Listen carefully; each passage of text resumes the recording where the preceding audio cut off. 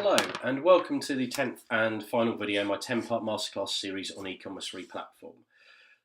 I've guided you in the previous videos through the process of defining business requirements, doing vendor selection and shortlisting through to partner selection, shortlisting and due diligence.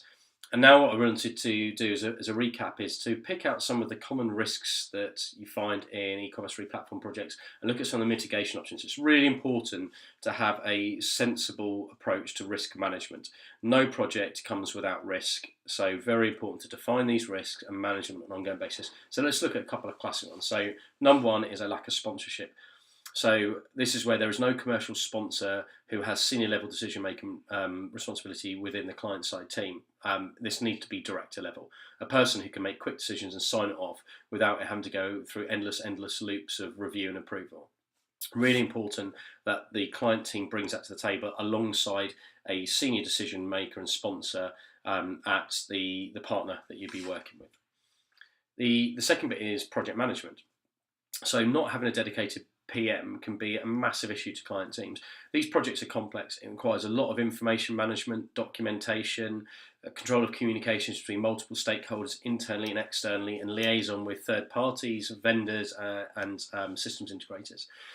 You need to have good project management discipline in order to control that, to ensure it's delivered on time and that information is stored and accessible to all the people who need it, and that there is a clear process for keeping on track of project progress, actions, decisions, issues and escalations, etc.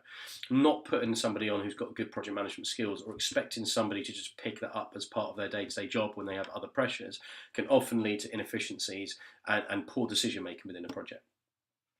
The next bit is a plan, and this leads nicely on from having the project manager, is having a clear plan of what you're trying to achieve. So what the goals and objectives driving it, how you're going to measure success, who's part of the project and what do they need to do, but the timelines and the milestones that you need to achieve through your replatform, vendor selections, SI selection, contract due diligence, etc.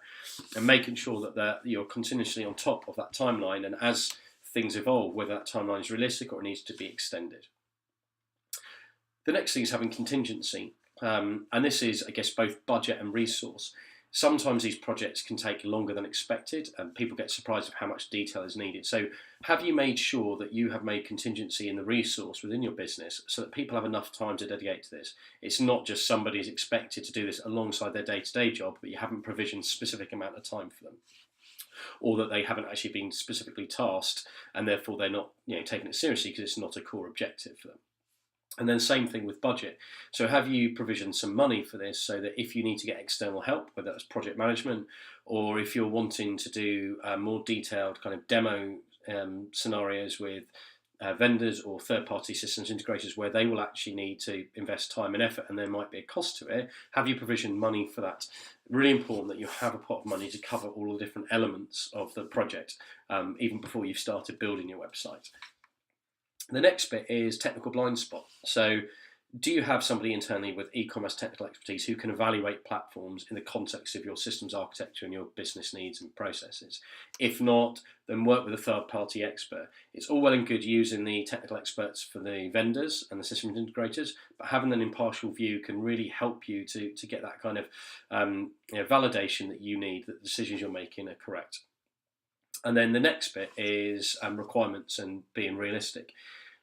In order to meet a timeline for delivery and a budget, you have to be open to compromise. And sometimes that means that you won't be able to deliver everything you want from day one. So do you have a decent system to prioritise what must be delivered from day one and enable you to push other items into a backlog so that you still stick to your kind of core target go live date? Otherwise you could end up continuously pushing the go live date back by spending too much time obsessing over details that aren't essential for launch. So those are some of the common risks and how to mitigate. There are obviously more, but these are some of the common ones I find, and really important that whatever you do, you stop and think before you launch your project what the misses are and how you're going to mitigate them and who's responsible for taking ownership of that. Hopefully you found this useful. If you haven't seen the other videos, then please do go back, give you lots of practical insights and tips on how to run an e-commerce replatform. And if you have any more questions, then please get in contact with me. You'll find my contact details on the website. Thanks very much.